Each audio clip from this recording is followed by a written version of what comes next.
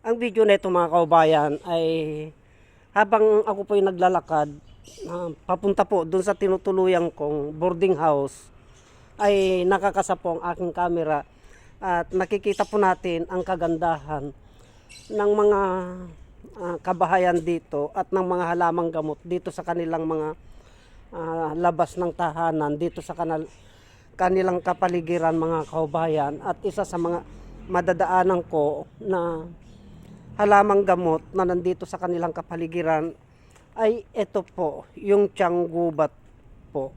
Yung tianggubat na yan mga kaubayan ay napakabisa po na pang gamot sa mga karamdaman. Ito po siya, tianggubat po. Ito mga kaubayan, ito ang dami pong tianggubat to. Itong tianggubat na ito mga kaubayan ay napakabisa po na panggamot sa karamdaman. Ginagawang tea, pang cleansing po sa katawan yan mga kaubayan. Ang proseso po ng paggamit nito ay linalaga po itong tianggubat na yan, linalaga po at iniinom.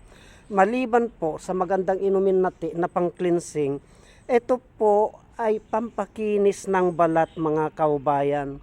Pampakinis po ng balat, itong tianggubat na yan, linalaga po yan at yan po ang iniilamos o pinangbabanlaw sa katawan, pinanghuhugas sa katawan. Yan po, pwede rin pong pambanlaw yan mga kaubayan, pampakinis po ng balat yan.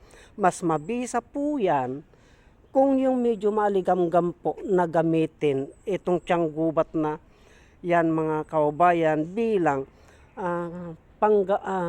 pampakinis ng balat, pangilamos, panghugas ng katawan.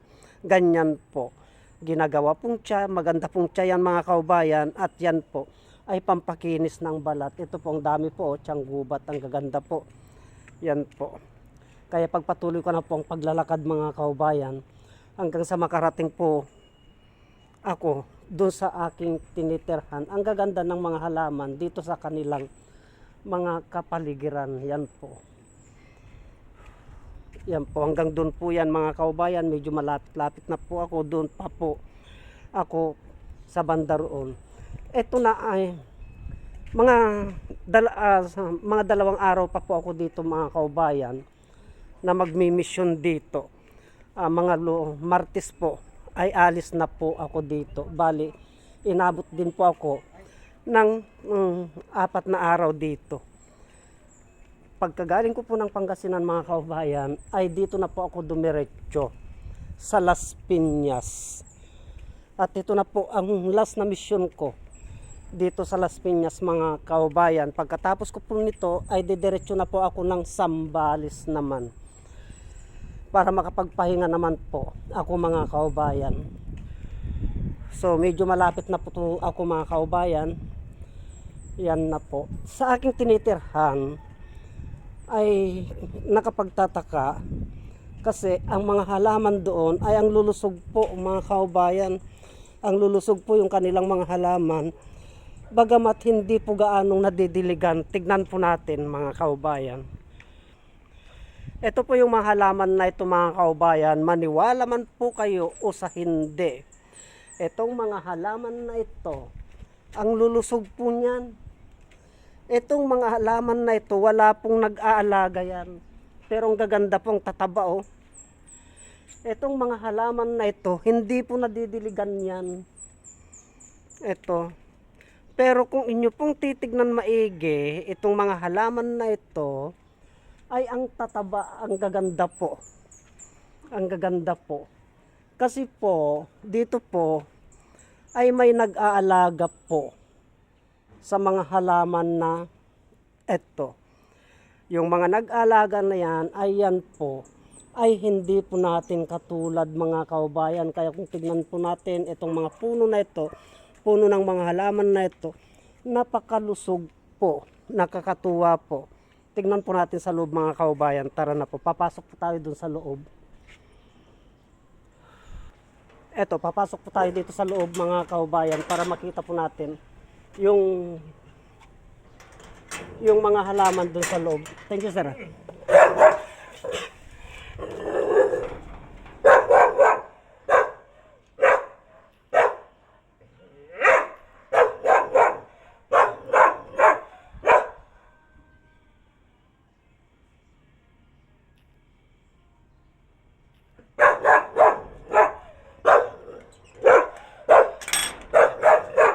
pagmasdan po natin ang mga halaman na ito mga kababayan.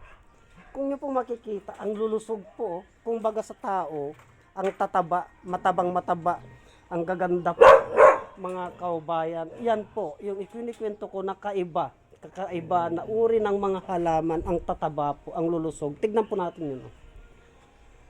Yan po. Ang lulusog po mga kababayan, kaya nakakatuwa na pagmasdan. Pag ganyan po, ang nakikita natin sa mga halaman. So, nandito na po ako mga kababayan at pansamantala kong papatayin ang mga videos nito. Antabayanan nyo po yung mga i-upload kong mga videos. Marami pong salamat.